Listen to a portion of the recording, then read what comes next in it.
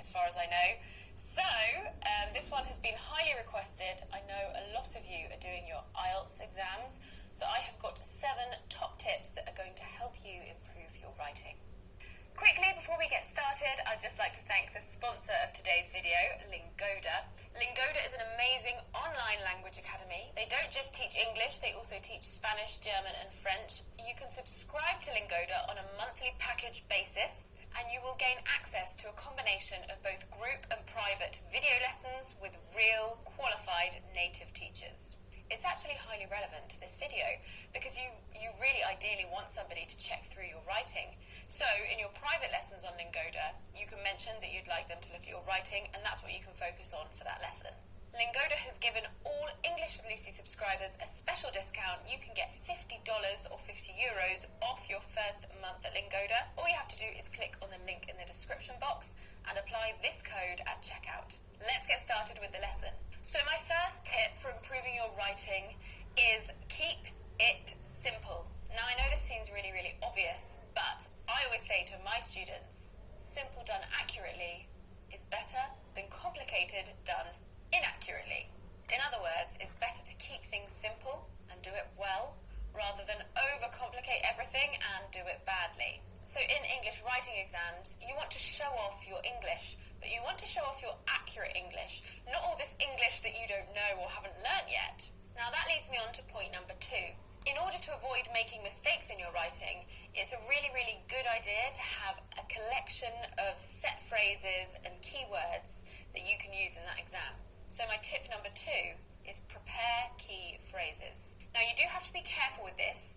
You don't want to rehearse what you're going to write, but you do want to have a nice selection of things that you could possibly say if the time arises. Now, especially on the IELTS exam, and I know a lot of you are studying for this, but this really goes for any academic writing exam, you want to have linking words and key phrases prepared. Now I'm going to give you a list with 2 examples for each point. It doesn't cover everything that you need to know, but if you study everything in the list, you will be much, much more prepared for your English writing exam.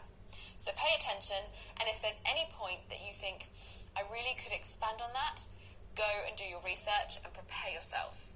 You want to make sure that you have a variety of different ways to compare in the same way, at the same time, contrast, on the contrary, however, give examples, for instance, to illustrate, give your opinion. From my perspective, from my point of view, generalize, overall, all things considered, to express certainty, undoubtedly, of course, to express partial agreement, in a way, to some extent, to show cause, owing to, due to show effect.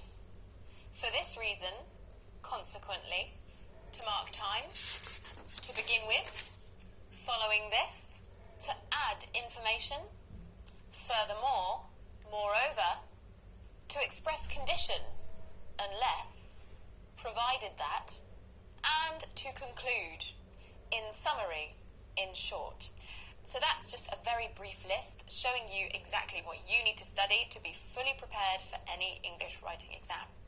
Now, point number 3, and definitely for academic writing, i.e. English tests or university pieces, do not use contractions. Or is that don't use contractions? So, cannot to can't, do not to don't, shall not to shan't, I am to I'm. These are all examples of contractions, and in your writing exams you want to avoid these. I know that you guys really want to keep your word count down because you are restricted and you want to show off as much as you possibly can. But I've got lots of tips for reducing your word count coming up, so make sure that you do not feel tempted to include contractions in your academic writing. So, tip number 4. Reduce your word count. Use as few words as possible.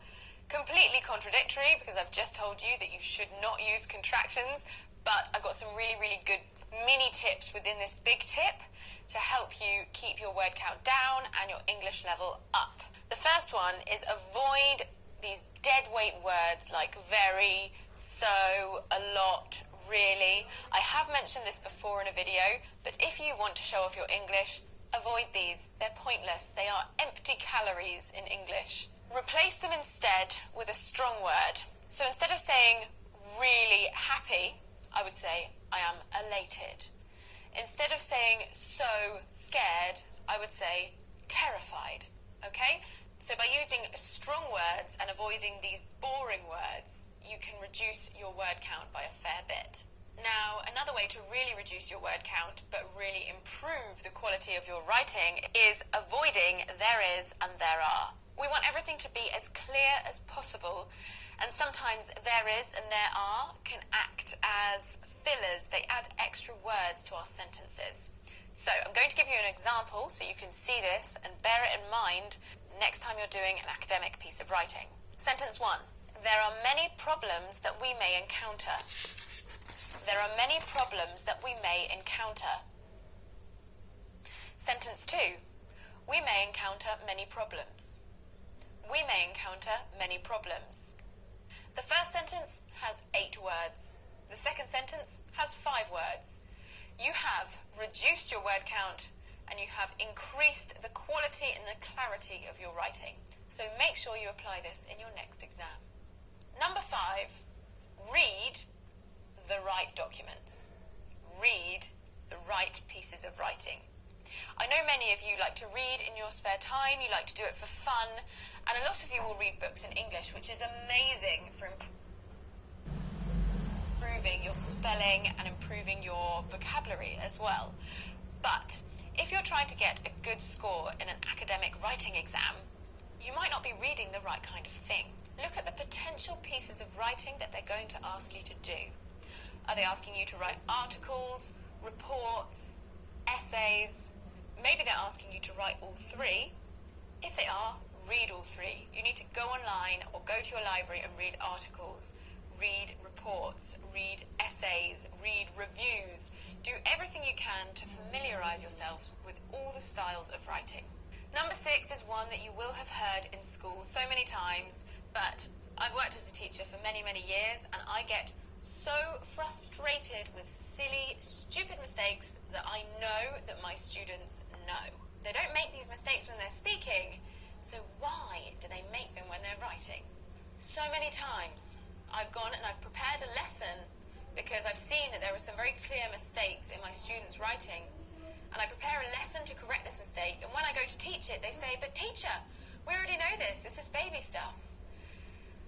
And it's because they don't check their work. I have a clear example of this. I used to work as a proofreader. I used to check through documents before they got sent off to publishers to make sure that they were all correct, that there was no spelling mistakes, there were no grammar mistakes, there was nothing wrong, they were all perfect. And I was amazing at doing this. I could get every single mistake just by looking at a document from a distance. I could pick out those errors. However, if you follow me on Instagram, you will see that I make spelling and grammar mistakes all the time. Why? Because I don't check. I don't check my writing. I am a native English speaker and I make spelling mistakes. Granted, many of them are due to autocorrect on my phone, which I'm battling with, but a lot of them are my fault. And I don't check them, so I don't see them.